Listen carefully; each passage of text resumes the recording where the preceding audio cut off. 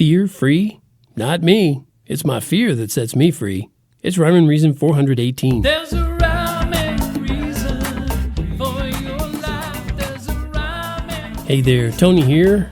And if you've been keeping up, you might notice that last episode I talked about worry, and now this episode I'm talking about fear.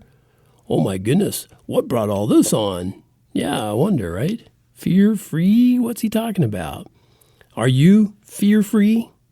Somebody asked me that. I say, no. Well, you've probably seen those T-shirts or caps or bumper stickers, right? The ones that say, no fear. Sure, I mean, it might sound macho, tough, or cool. Maybe I should say, it's so dope. It's sick, man. Actually kind of stupid, so sometimes sick is sick. Because no one should be fear-free. What in the what? No, I'm telling you. Because no one should be fear-free. And I'm talking about fear-free. Yeah, you heard that right. No one should be fear-free. That's a lot of rhyming going on. You shouldn't be fear-free in spite of what some seemingly successful motivational speakers might say. Hey, go out there with no fear. Instead of trying to be fear-free, maybe consider directing your fear. What? Directing my fear? Yeah, tell yourself where to focus your fear. Because if you concentrate on life's problems, you won't have focus. And your whole life can feel like an elephant is sitting on your head. And as cute as elephants are, you don't want one cuddling up on your head. He is heavy, and he ain't your brother.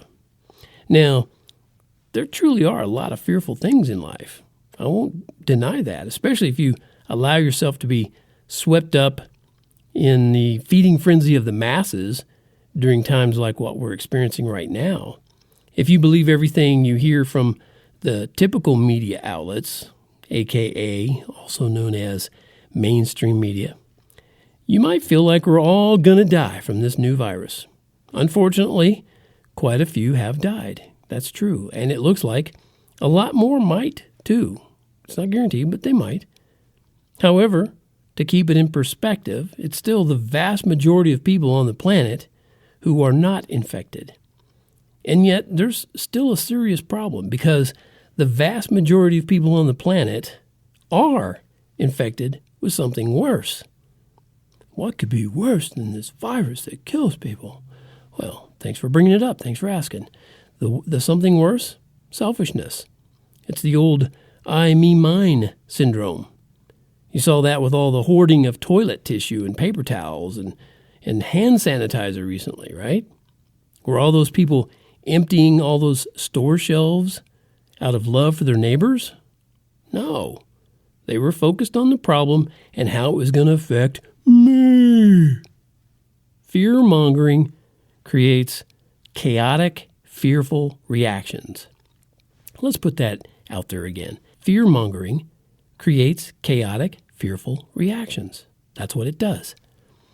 And I'm convinced there are lots of demented people who actually enjoy manipulating the masses in that way.